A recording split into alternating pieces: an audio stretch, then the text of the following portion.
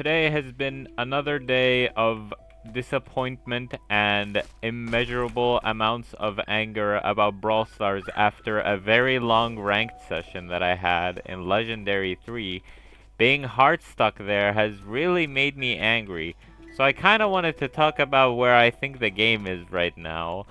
And it has come to my attention that some brawlers and some ways that the game is being managed in has been very silly to say the least. So this is gonna be more of a ramble than it is usually over a topic.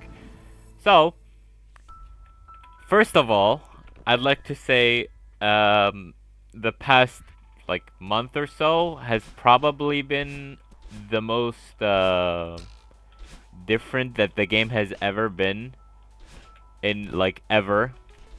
I don't know how to explain it, but like combine the gadget change with the okay, the gadget change. We had that. That was probably the biggest change to ever come to the game ever. And then we have the new brawlers, and then who else? New brawlers, the balance changes that barely did anything.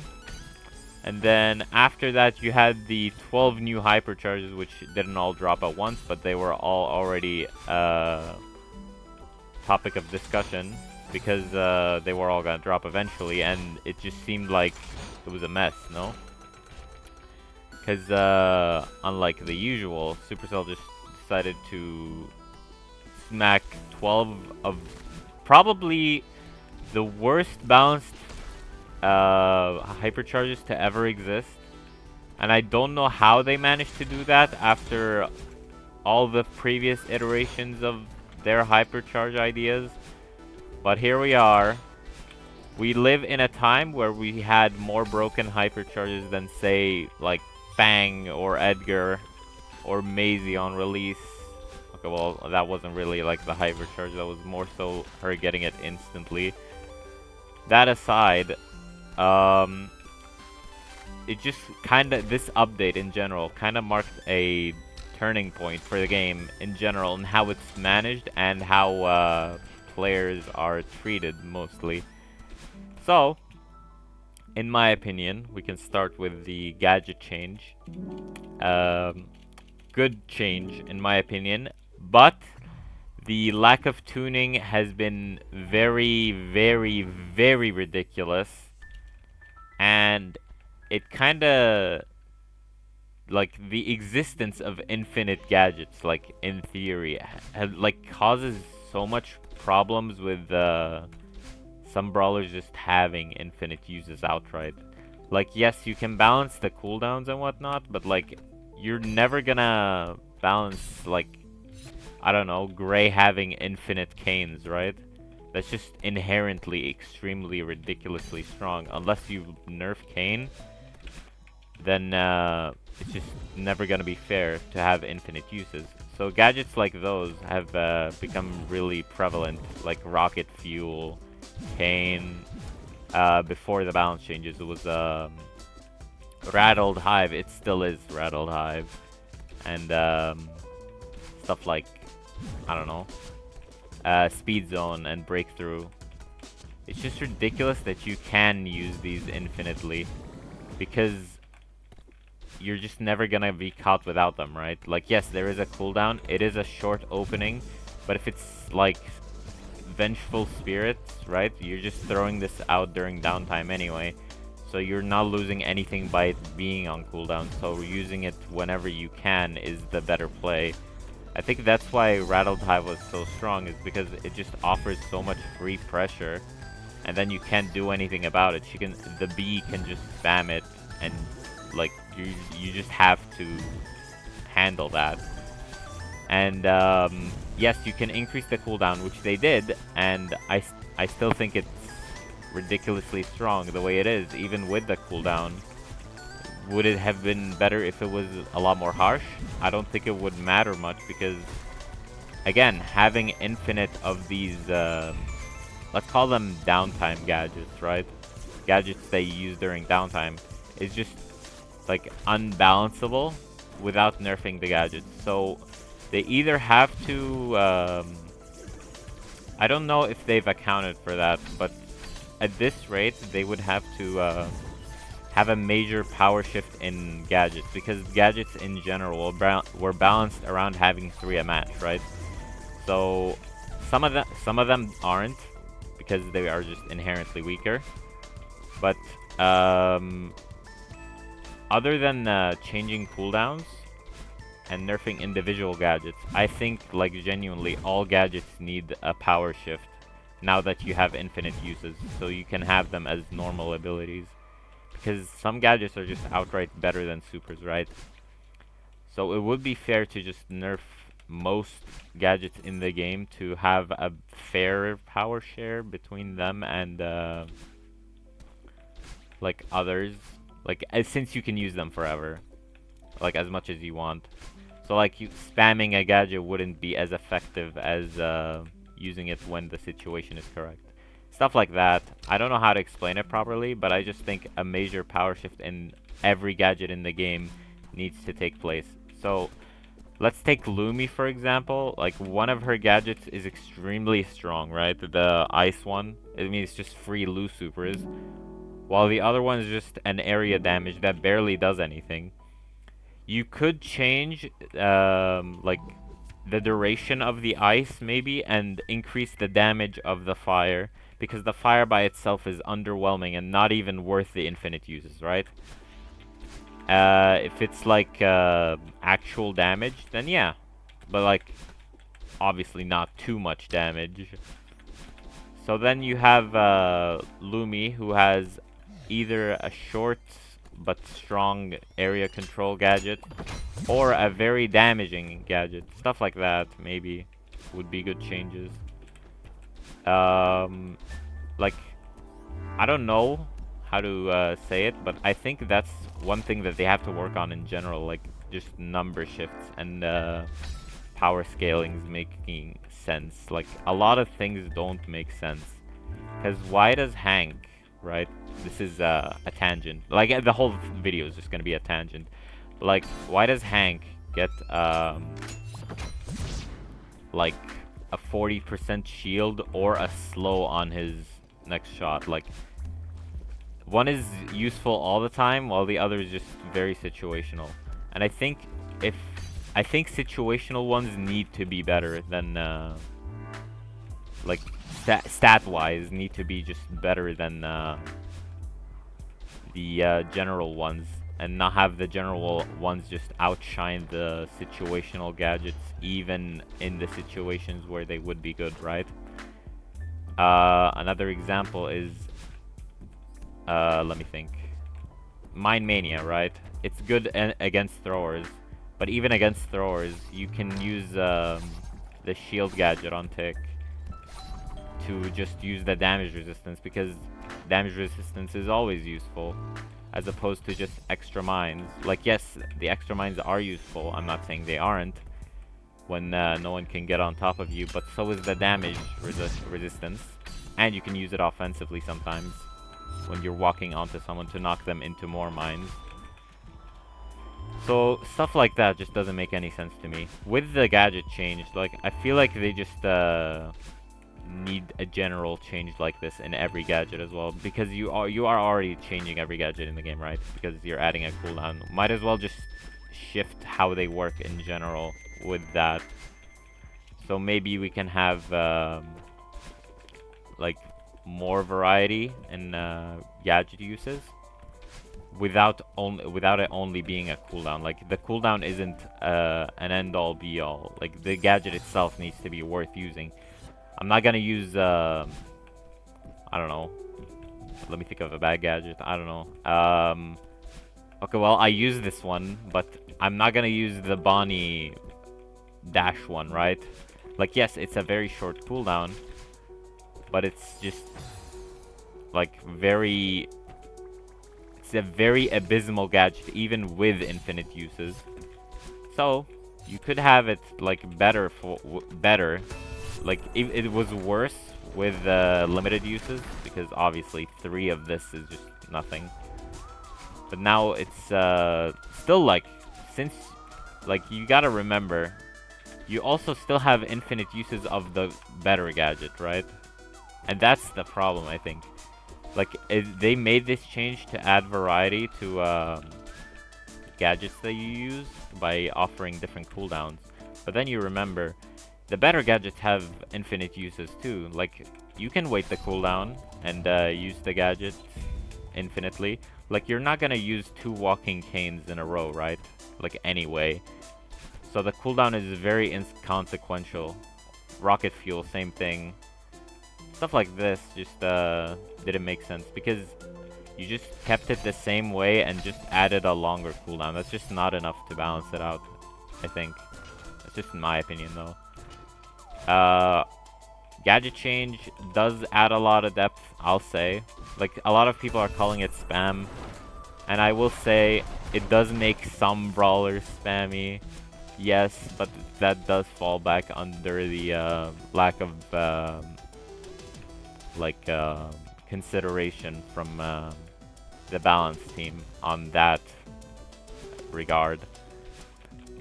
So just it's gonna take a while to settle. I'm sure it will settle eventually, but it will take a very long time for that to happen. Other than that,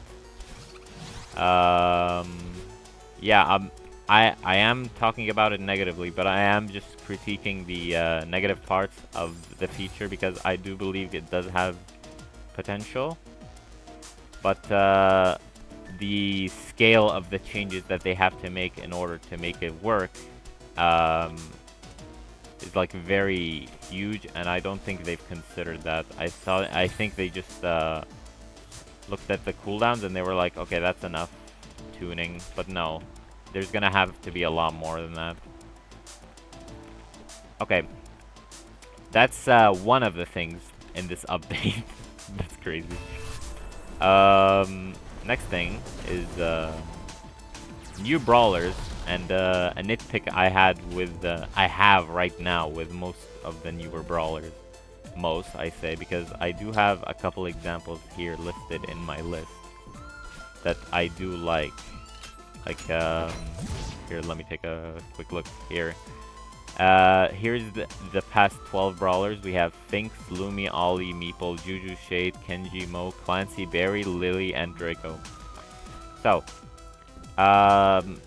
one thing I would like to admit, I think most of these characters have very unique supers. Most of them, at least, have unique supers, but I also have this complaint that most of these characters are kind of like most of the newer characters are just kind of not very fun to play for most of the player base, except maybe like I have seen most of the player base react positively to some of these characters, not really give a shit about some others. Right? And this is based on what I see in game as well, because I can't just go off a hunch, right? Like, social media is just a vocal minority and whatnot. But speaking of social media, it is related to the brawlers, because the past couple of releases have been extremely volatile, like in terms of strength, right? The brawlers are so strong usually. And if they aren't, they get buffed to that point because Supercell wants them to be strong. Frank did comment about this in the past.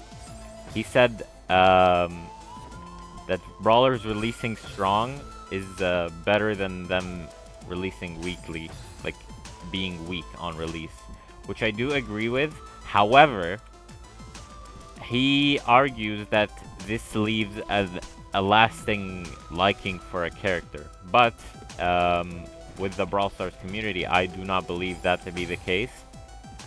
As I've complained sometimes before that Brawl Stars players always take the path of least resistance when it comes to anything in the game, to gain anything. So when you give them a broken brawler, and the brawler just isn't fun, Like, yes, they will play the brawler a lot, and you will make money off of that, but the lasting effect that he claims to stay, like people liking the brawler for a while, isn't because of that first impression of strength. I believe it's just it should be achieved through the brawler being enjoyable, rather than like making a broken brawler and then everyone plays them for a month and then they just drop them after they get nerfed. I think Mo is an excellent example of this. Like, Mo was ridiculously strong, obviously. But even when he was strong, like, he didn't feel good to play, right? And I think that does come down to his kit just not interacting well with itself, and kind of just not being skillful, right? Because Brawl Stars players, I know this may seem counterintuitive, but they do like to ego pick some stuff here and there, right? Like they like saying, "Oh, I'm good at this brawler," and if your brawler just hits shots for you and the super aims itself for you, then the people are just gonna lose interest really quickly. Even if the brawler is broken, after a couple months, when you are eventually forced to nerf them due to the outlash that they are broken, like you were just forced to make a move, otherwise it will start becoming harmful in the long run. And when you do, and your brawler is just a mess like Mo, then even after nerfing them, like yes, they had a strong first impression, like, oh, this brawler was so strong, I won so many games with them, right? But no one plays them after the nerf because they weren't playing them because they liked the brawler most of the time. They were just playing them because, oh, it's just the strongest and least effort requiring option available, right? Like it's just a no-brainer. If I want to win, I can pick this thing. And then this leaves you with like a problem with your brawlers, right? Like your brawler is like played a lot in the first month because they're broken as shit, but then after you nerf them, which is what happened with Mo, no one plays them. Just literally no one ever remembers that brawler. This happened with let me remember. It did happen with Mo. It happened with Clancy. I don't know if Lily counts. She's kind of a... Okay, let's remove Lily from this list. It kinda happened with Barry. But that just came back with the hypercharge. Finks didn't release broken. Lumi is a positive example. I think Lumi is a good release. She has been viewed pretty positively and just healthily strong in the game, so I'm removing her. Ollie is a horrendous example. You know, like I did say, like when a brawler is not broken, recently they've been buffed to oblivion to become strong, like on release, so they can get that quota of a good first impression, right? And it's kind of disgusting, in my opinion, that you have to just break the game in order to like sell a brawler instead of like making them an appealing release. Like I thought Ollie's release was good. Like he was a fun little support brawler. Not for everyone, but that's just support, right? Like most tanks in this game are just run people down. No one can kill you, you can kill everyone type of tanks, right? So when you have a tank that's just relying on their teammates and doesn't deal that much damage and like, you know, doesn't 1v5 or whatever, then people are just not gonna play them because they aren't as effortless as, say, Buster on release, right? Like Buster on release was probably one of the strongest brawlers to ever be released. But now, after his nerfs, he's like bottom 5 play rates. Did him being strong contribute to his play rates later? I don't think so. Like, people are clearly not playing the brawler, even though they got that first rush of trophies with them. Like, oh my god, this brawler is so good. Ollie had the opposite reaction. Like, he's a good brawler, like, design-wise, in my opinion. But then you buffed him to Oblivion, and then everyone's playing him. But even then, like, yes, people are playing him because he's broken, but they aren't that negative about, like, his gameplay, right? Because he is still a well-designed brawler, in my opinion. Kenji is a good example of this. Kenji was broken as shit. Everyone was playing Kenji. Kenji got nerfed, and people still play him. Because he is an enjoyable brawler.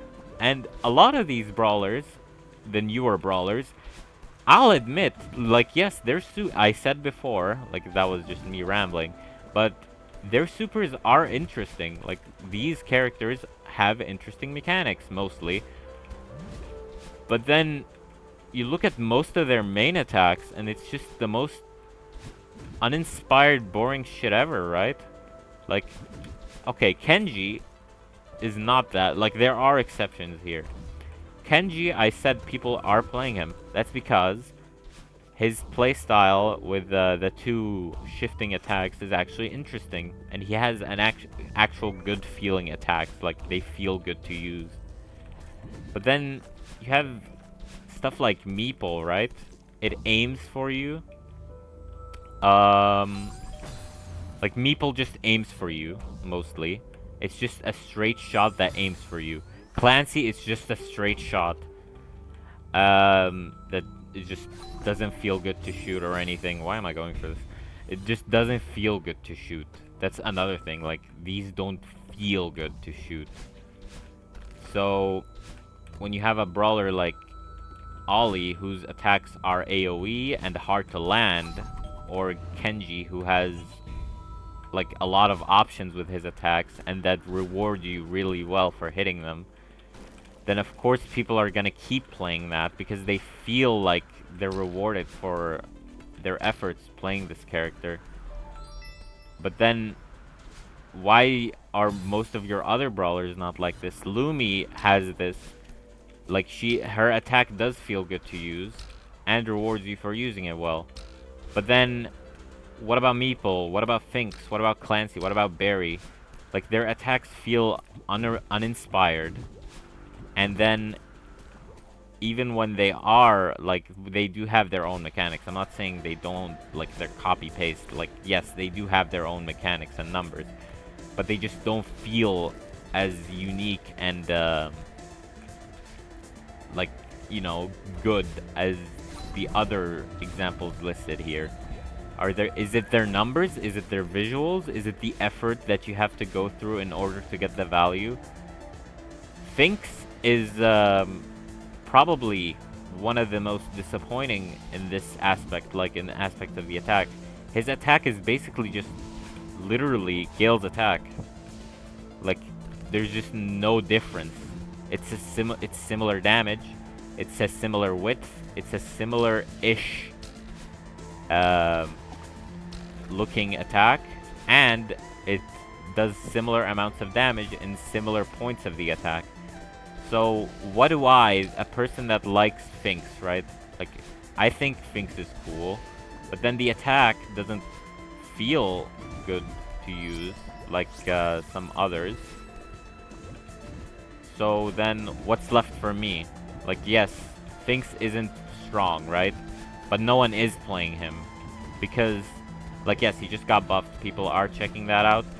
But from what I've seen, people really just don't like his main attack. Like, it just doesn't feel good to use. Meeple. No one liked Meeple before they crept their way in. No, people still don't like Meeple. Like, they're just using them because they're meta.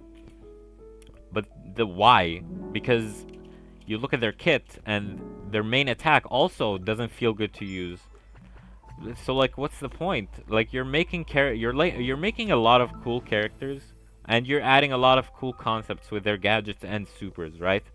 But then you fail at the core, which is like the main attack. Just make the main attack feel good, and then your brawler instantly shoots up in popularity. It doesn't have to be like your brawler being broken.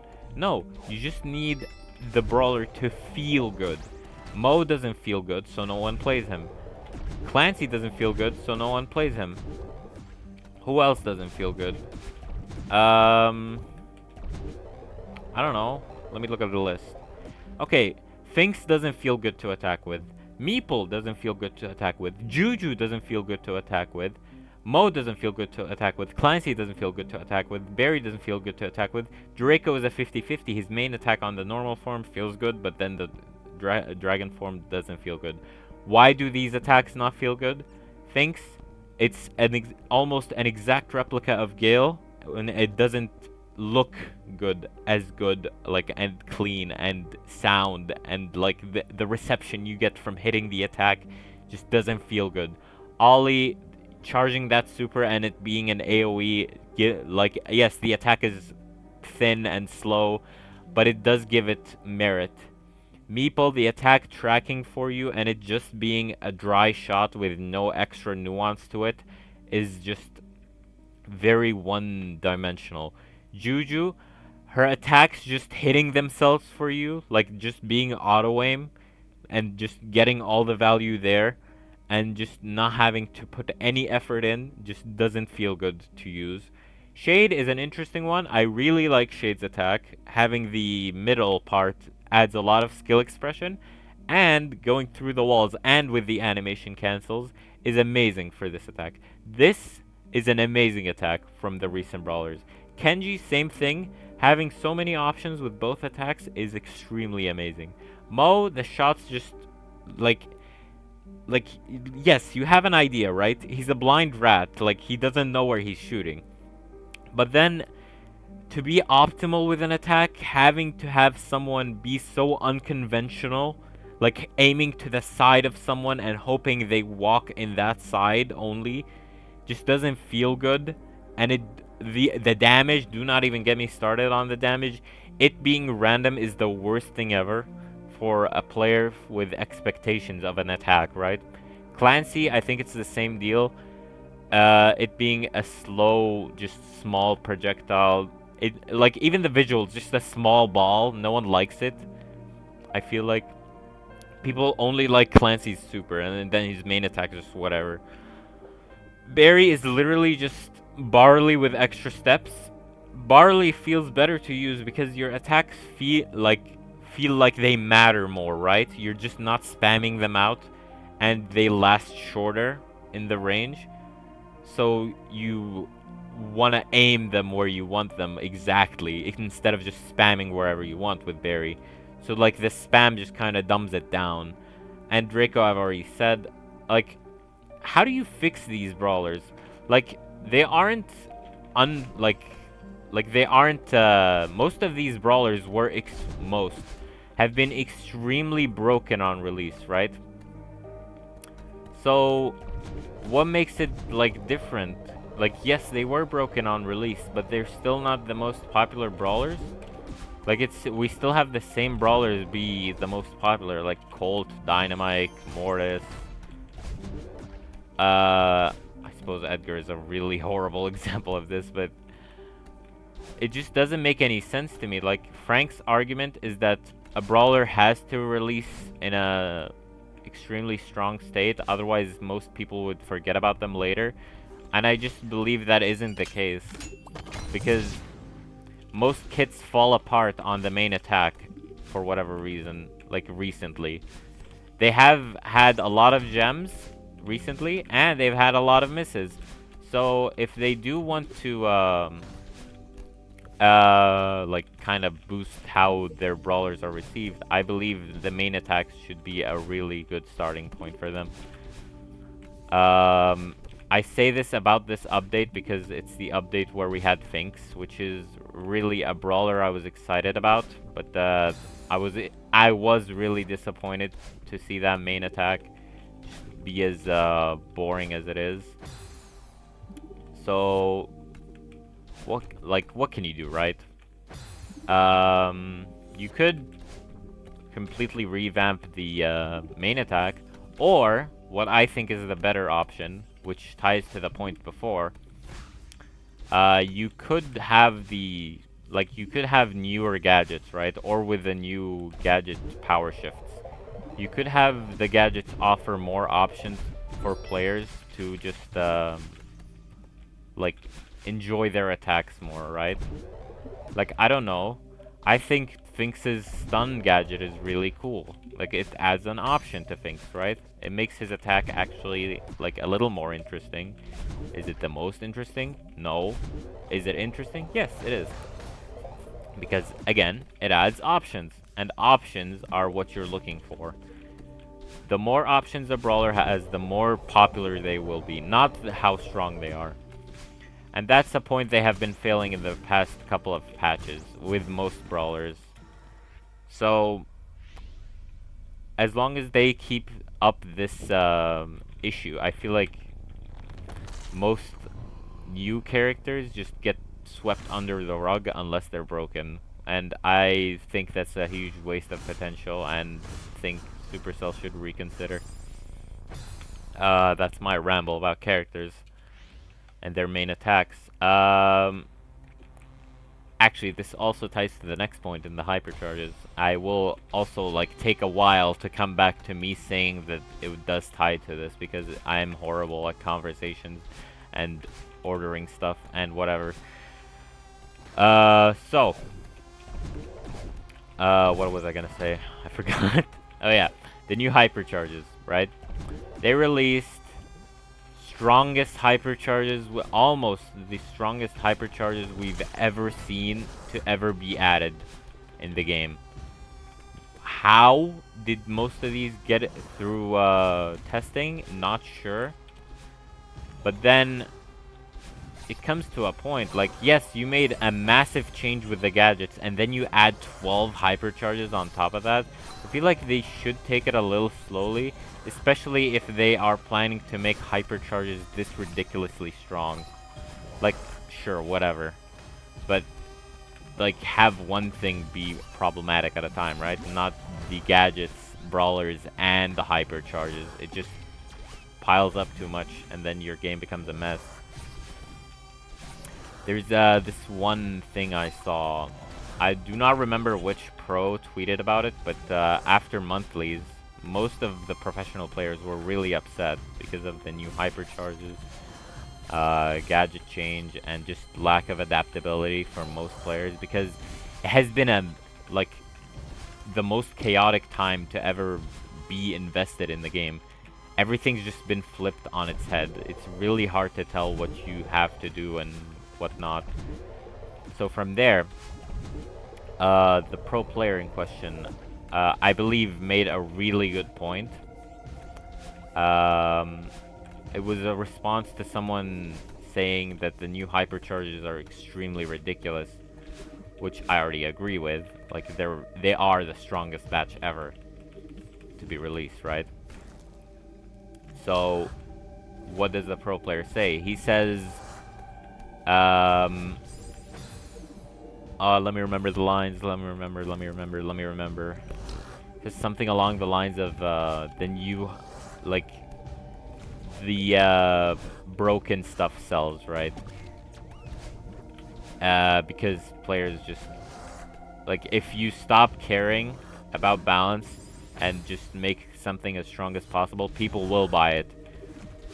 And, actually, this is also about the 6 newer ones that, because they released in 2 new batches, right? They released 2 batches of the hypercharges. They didn't release all 12 at once. So, the first 6 had, like, Hank and Mr. P be probably some of the most pulverizing hypercharges to ever exist in the game. Because what other hypercharge just wins you the game guaranteed? Like, that just shouldn't be a thing, right? Like, a purple button that's not an exaggeration. Like, you literally cannot win against Hank in overtime, right? That was very ridiculous, as an example. Mr. P, with some matchups, you literally couldn't do anything if he did get the hypercharge. So from there, I ask, why they were willing to balance them. And most people, they did balance some of them, but it took until after monthlies. And even then, I feel like they waited like a couple days or a week I think they waited before actually going through with the balances. So I ask, was it necessary to wait that extra week? But then I realized just now, like, you know how they release them in batches, and we just said that ridiculously OP stuff does sell because, again, if you stop caring about balance and just go with as ridiculous of a power-up as you can, people will buy it because they want to have a chance, right, against it by having it and whatnot. So when the players feel like they're forced to buy this broken new thing,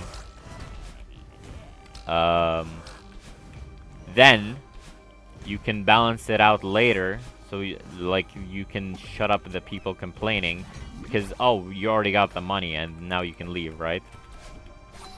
And I think that's the scummy part about it.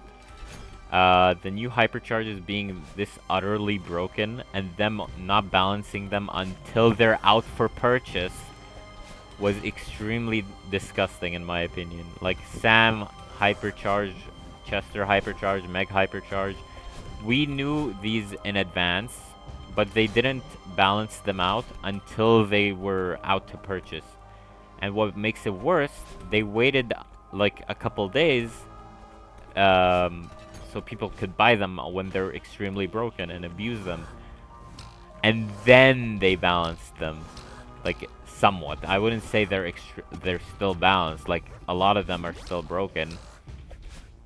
But again, it's just disgusting that you squeeze out the money from the people that do buy the hypercharges that you offer this way, and then you actually look at their concerns. It's just really disgusting. And the hypercharges being that broken is what made players feel compelled to purchase them. I assure you, it is not the brawlers that they are for. No one gives a fuck about Mr. P. No one gives a fuck about Meg. No one gives a fuck about... Okay, I give a fuck about Sam. But that's not my point. My point is, you're just artificially boosting the play rates by adding shit that's broken, and people just feel compelled to buy them. Like, oh, I have to buy this if I want a chance at competing, right? And then you're just forcing these players to play in these unhealthy power level shifts and whatnot. Like, you're just forced to face a Hank that insta-kills you in an open map, or a Mr. P that's unkillable when his porters are up. And since you're forcing people to play that, like, the more they face it, the more they're like, well, now I have to buy it because it's this strong and I'm losing to it, and now I have to get it so I can have my own chance of using it, and because of how easy it is to use, and because, like, oh, I want to win, because I don't want to keep losing to it. I want to win with it. So once they do buy it, then everyone has it, right? This happened with Hank. Literally everyone had his hypercharge. Then he became a must-ban in every single map ever, which is ridiculous. It's Hank in every map. He was the best brawler in the game because of it. So because everyone had it, and you didn't want to take the chance to face it, because, again, it's an instant win in an open map. So, since everyone has the thing, now it doesn't make you money anymore. So, it's the perfect time to nerf it, right? And they gutted Hank's hypercharge because, again, they just made all the money they needed from it, and now they don't need it anymore. This is, of course, me speculating. Like, this is just a tinfoil hat theory, right? Like, oh, Supercell greedy and whatnot. But it's just, like, a business thing, no? I feel like I have talked with Supercell employees. They aren't, like, these evil corpo people, like, I believe it is not them. It's not them. Like, I'm not trying to start hate on any Supercell employee or anything, but I still think the practice being done, even if it's not intentional, is extremely disgusting and should not be the case. The second batch of the hypercharges released within this update were also ridiculously strong, and we knew in advance what they would do, and they already had feedback of which ones would be extremely strong, and people were able to test them and everything. But then they don't nerf them until people bought them. Like, I'm one of those people, because yes, I'm not pissed about it because I do play Sam anyway, and I wanted his hypercharge. But this is kind of how it would look like. Like, because I like Sam, right? And then I see that the hypercharge is strong, and I already play Sam, and I'm like, well, if this is like needed, because Sam is way weaker without it, then I guess I buy it, right? Then I do buy it, and then the next day they announce they're nerfing it. How would I feel about this if I was like buying every okay, well, no. I do get to play with it when it's broken or whatever. I don't really mind that, but it still just stinks that they even left it in that state until it got released for money. And I think that's the problem. The problem isn't nerfing it. I think it definitely deserves a nerf. And still does, in my opinion. Like, the effect is just ridiculous. But that's not my point. My point is, they knew how strong it was. Like, yes, they definitely knew. So, because they nerfed it really quickly, as opposed to Hanks and whatnot, which they did nerf in the same patch. But just make it make sense, no? You nerf the broken stuff, but you only nerfed it after it has made you money. Sure, you didn't squeeze out Sam's hypercharge or Chester's hypercharge or Meg hypercharge as much as you have with Hanks, which is why you didn't get it completely. I see what you're doing. But you knew it was this strong, and you knew it would cause a negative feedback loop, right, from the players, because they would be upset that it's strong, then you'd have to nerf it anyway, but you didn't care. You wanted to make the money from it, and then you nerf it, so you make it seem like, oh, we're doing what you're asking, right? And that really put me off this update. Like, I was excited to play after the balance changes, because, ooh, finally, everything is different, right? But then, it kinda hit me, like, is this how they work with this stuff? It's kinda... ew, no? It's just weird. I don't know. I'm hoping this is just me, like, looking too far into it, and it isn't like this. But considering how it has been in the past couple of patches with the new brawlers, like Ollie, for example, being buffed that much because he wasn't extremely broken on release, or Lumi being pre-buffed even though she seemed good enough. Like, stuff like this just makes me question, like, is that their new motto, just making stuff as strong as possible and just ignoring how it feels because it does make them money, and then after they have made their money, they make the changes that people, like, kinda ask for? Yeah, it's just kinda dumb, no? Like, you're out here, like, look, I really want the best for the game, and I know you need money for that and whatever, but at least be transparent about it, no? It's kind of disgusting to do it this way, like squeezing out money and whatnot with, ooh, this brawler won't be broken past one patch. You better get it now. Like, oh, we made this new brawler extremely powerful, so you have to buy them, otherwise you're gonna miss out. And, oh, this brawler isn't strong, so you're not buying them? Well, don't worry, we'll buff them that much for you to, like, buy them again. Like, you didn't miss out, right? The offer's still up. Please buy our brawler. And I don't know. The Pro Pass, sure, it's a new way to make money or whatever. But, like, is selling brawlers even profitable anymore? Like, yes, early access, I think, okay, well, selling brawlers by themselves is probably not the most profitable, but I'm sure early access is, because this whole thing that I've been explaining is kind of just a type of FOMO that they've been abusing, kind of. Like, I don't know if it's intentional or not, but the fact that it is happening is just, like, it has to be brought up, otherwise it just keeps happening. Like, you get the point. Like, they have to do something about it or address it, because FOMO is just not a good business practice when you want the faith of your customers.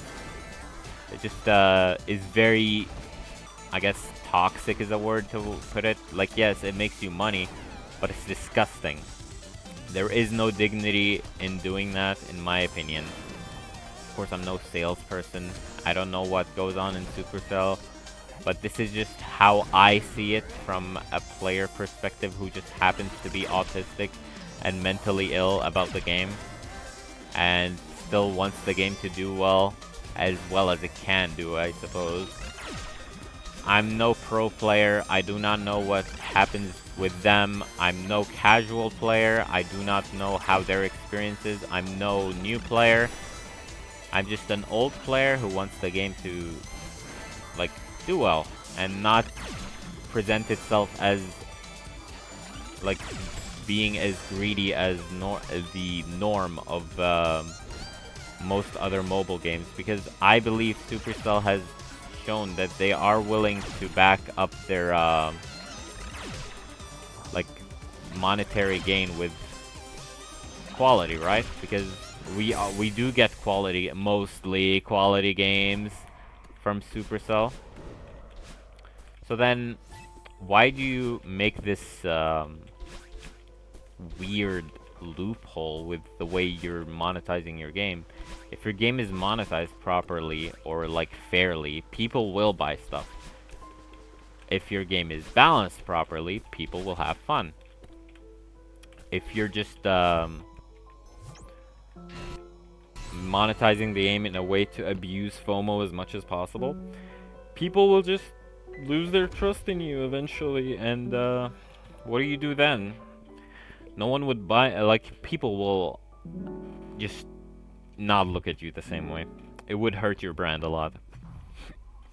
And I think most of the Supercell is greedy stuff is a bit overkill, and okay, well, not overkill. I believe it's aimed at the wrong places. Like, I do believe there is something going on, and I think this update is a good show of that, as well as it being a culmination of all the past updates together. Like, in the past, I don't know, 12 months or so, has mostly been profit-driven rather than player experience-driven, in my opinion. I'm not saying the year went badly for the game. I'm sure it didn't. Like, the game is still thriving.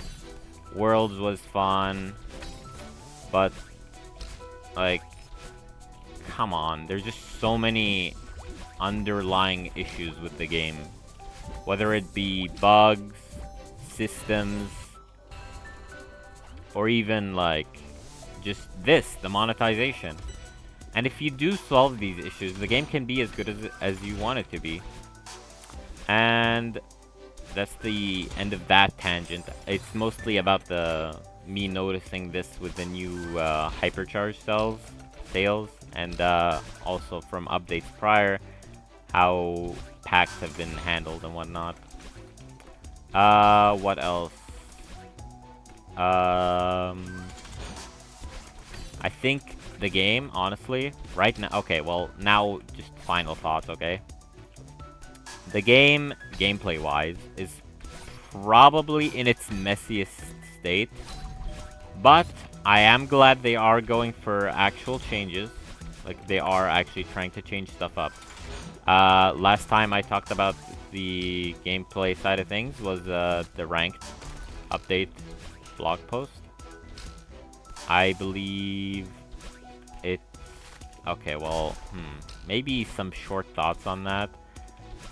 Ranked isn't a bad system. I believe it's not that bad. However, the new mode shit has to go. Like, I believe most of the player base agrees with me. It's just...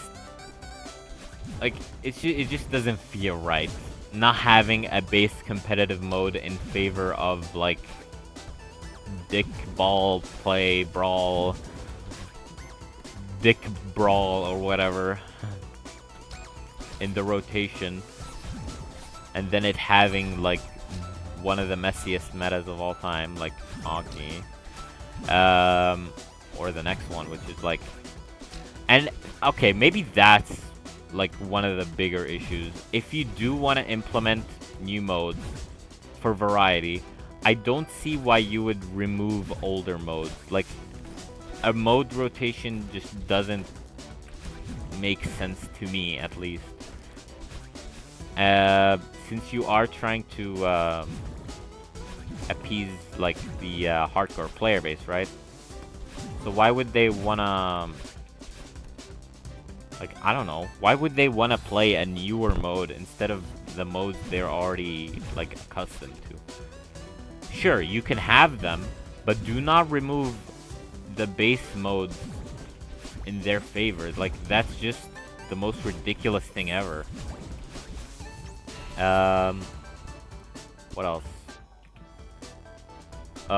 The ELO system needs to be a little clearer. I feel like it's not as clear as it can be. It feels random still.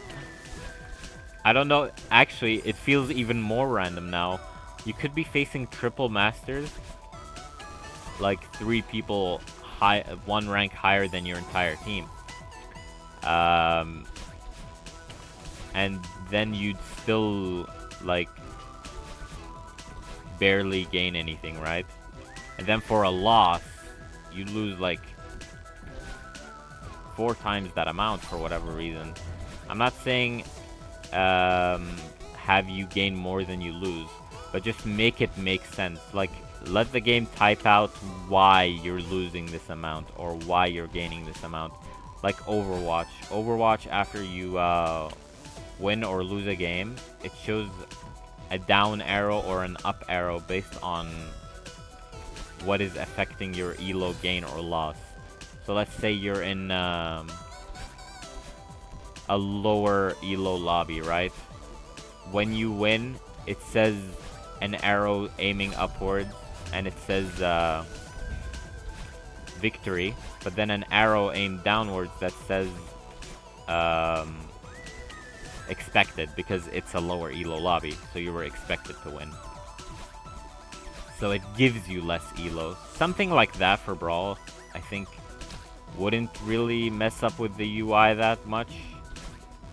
Especially at the end screen. You can have it instead of the... Oh, okay, well, you can have it under the Pro Pass XP text.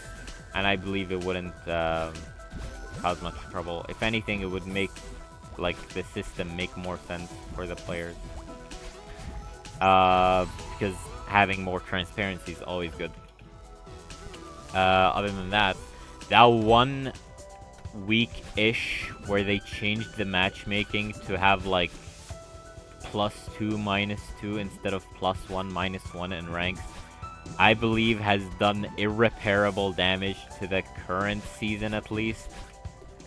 There's a lot of people that are in ranks that they shouldn't be in right now because of that, which is a bummer because in the first couple of days, the system felt amazing. Like, everyone felt like they deserved their rank, and getting higher ranks was actually harder to do. And people were, like, really happy about getting certain ranks. But then you just randomly change the matchmaking because I don't know, why did you even change the matchmaking? I'm guessing it was something along the lines of, oh, there's not enough high rank players, so the high rank players are upset that they're sitting in longer queues. I'd rather sit in a longer queue and get a good match than sit in a short queue and get a horrendous match. And besides, most of the players that were in those ranks at that time were like insanely good players already. So they were like Power League masters mostly. Like most of them. And most of them should be used to longer matchmaking by that point. So if you think about it, that change was just completely unnecessary, and it just caused a lot of problems, I believe, across the rest of the season. The season resets happening next week. I'm hoping it does semi-fix this problem. I don't think it will completely fix it, but it will lessen the effects of it, which is good, because that's what we need right now. Though, if it stays a prevalent issue, I fear that we might have to go for more drastic measures. Like, I don't want a rank reset. I do not. But if it's a major problem, they might have to consider a rank reset. But yeah, let's just hope we never have to go there. Other than that, the new draft in Diamond kind of felt strange. They didn't talk about it anywhere. They just can't randomly drop a new draft, like a new draft system into the middle of Diamond for those who want. And like, you could have at least talked about it. Like, even when you load into the game, right? Once you get to Diamond, it says the same text. It doesn't say like, oh, you only ban. No, it just says you ban before picking or whatever. And it doesn't say it's like Mega Pig with just bans. I think, again, this does allow, this is one of the points that I had in my ranked video, is that you need to have better preparation for lower ranked players for draft. But this just doesn't feel like the right way to approach it, because it just happens. It doesn't tell you anywhere that it's gonna happen. And when you do reach Mythic, it doesn't tell you that it's changing again either. You're just randomly thrown there into draft when you were expecting something different. So, how could you fix this? Not really sure. Maybe more communication? Like, again, I'm noticing most of the problems that are in the game can just be solved with more communication. Like bugs, communication. Issues in systems, communication. Monetization, communication. And I'm not really sure if they're scared of communication or not. Because, like, the community is, I'll say it, the community is very, very hostile. That's not a question of whether it's true or not. Like, I'm sure everyone knows how hostile the Brawl community is. Because it is kind of like a mobile game that's free to play, so it is bound to get a lot of attention from all kinds of people, whether it be good or bad. So maybe they're just scared of like the feedback they could get, but I feel like maybe people just need to talk more with the devs, right? And the devs need to talk more to the people. You can avoid this monetization problem. You can avoid this silly balance problem. You can avoid this bug. You just have to talk with each other. But they don't, and this just leads for more gaps like this. Like, I'm assuming stuff about the devs here, and that's not really what I want to do, but it's kind of all I'm left with. All I can do is just speculate of why things are the way they are. So it's either they disprove this, like, from being the case, or they just stay radio silent the way they have been, and everyone starts thinking negatively of them because they do not hear from them.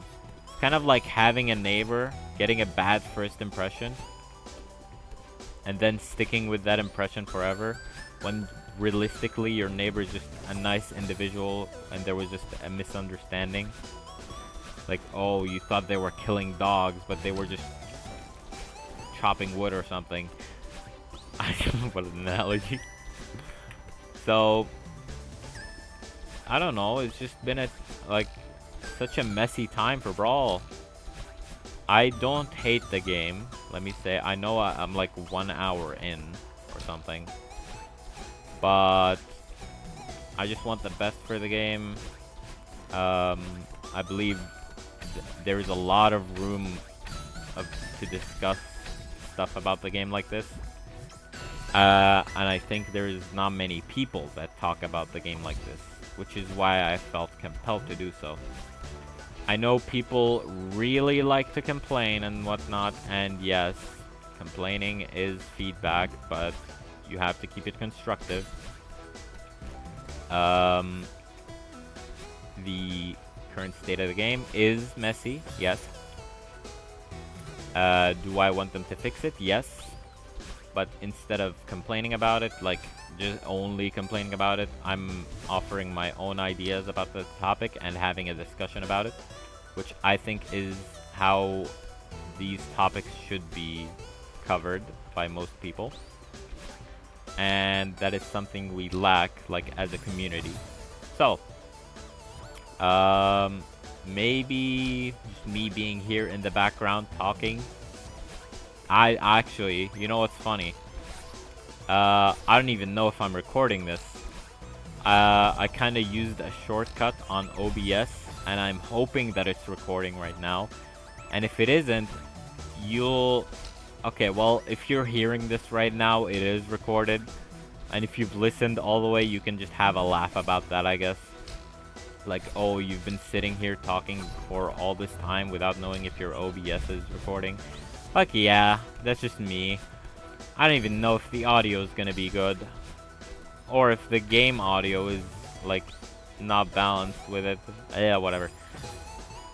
Rambling, whatever.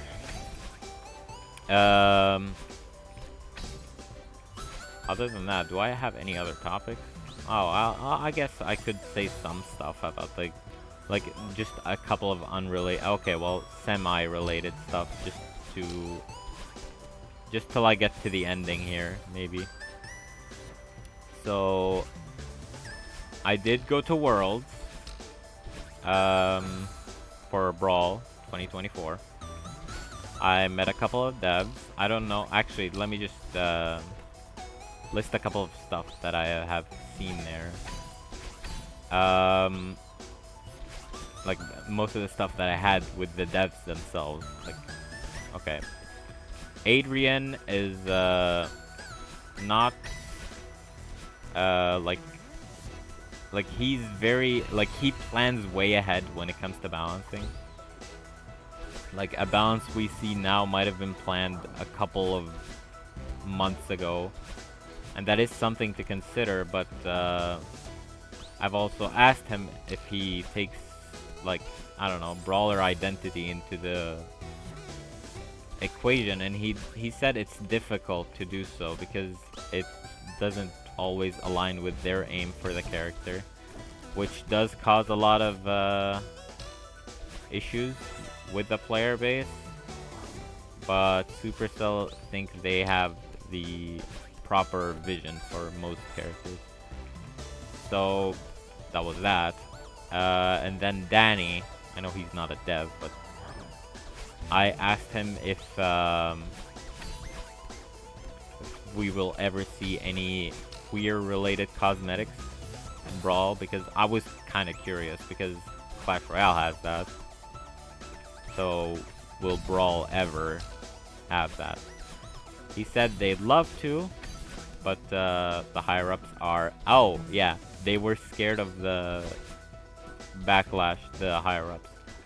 So maybe, okay. Well, moral of the story is, I guess, Supercell is a passionate, like, company. They are passionate people. But, after all, there are some problems there, like, everywhere. And I guess the passionate people will never know of this unless we tell them. So let's just keep the feedback rolling, and yeah, tangent over.